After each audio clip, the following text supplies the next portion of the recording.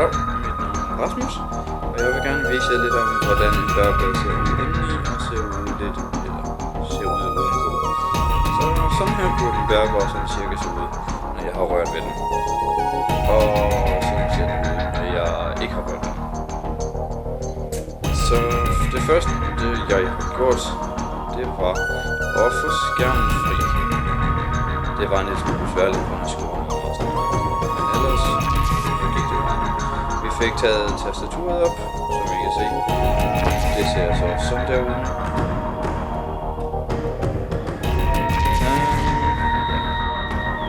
Og her, der ser vi så mikrofonen bag.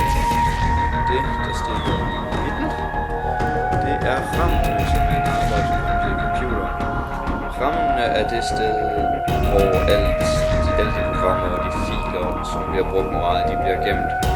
Fordelen ved at have RAM, det er, at det går meget hurtigere ved at læse de filer til og fra din harddisk, CD-ROM eller de spil, der er bygget. Herovre, altså her, der har vi så min harddisk, som så stadig sidder i.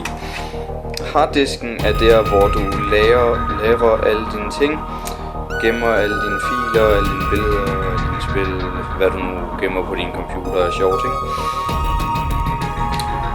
Så herunder, det her det er blæseren til computeren, det er undersiden, det er her, hvor luften kommer ind.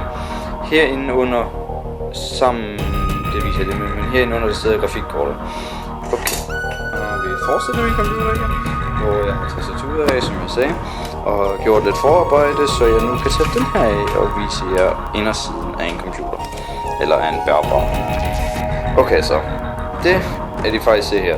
Det er motherboardet, det er det, der styrer alt, det er det, der forbinder alle tingene. Det er det, der sender, det er det, der sender dataene fra en harddisk til et grafikkort, hvad der kræver af systemer og alt det fis der.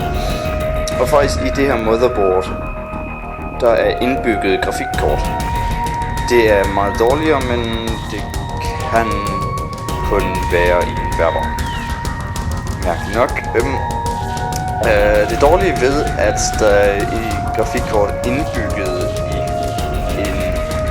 i motherboardet, det er simpelthen, at det hele bliver meget langsommere, grafikken går meget langsommere, men indbygget grafikkort plejer normalt godt at kunne klare det meste af det computerarbejde, som man gør lave ved et kontor eller sådan noget. Og så er der så dem gaming, de plejer for det meste at have et motherboard, hvor man kan sætte et grafikkort i. Det kan jeg ikke lige vise jer lige nu, men okay. Så den lille ting herover, det er blæseren her i siden, der kommer varmluften ud. Jeg glemte at fortælle, et grafikkort, det er, hvis du ikke har det, kan du ikke få noget visuelt op på din skærm. Du kan simpelthen ikke få noget op på din skærm.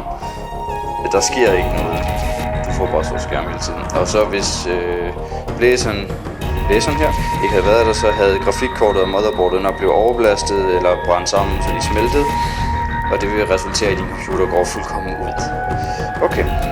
Og så herovre, den her sjov fidus, det er et diskettedrev, hvorfor bliver det, man siger det? Det er et diskdrev, eller en CD-ROM-drev, hvad du nu vil kalde det.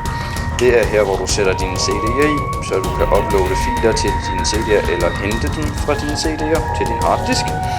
Du kan sætte CD-ROM i og til spil, så du kan få dem downloadet over på din computer.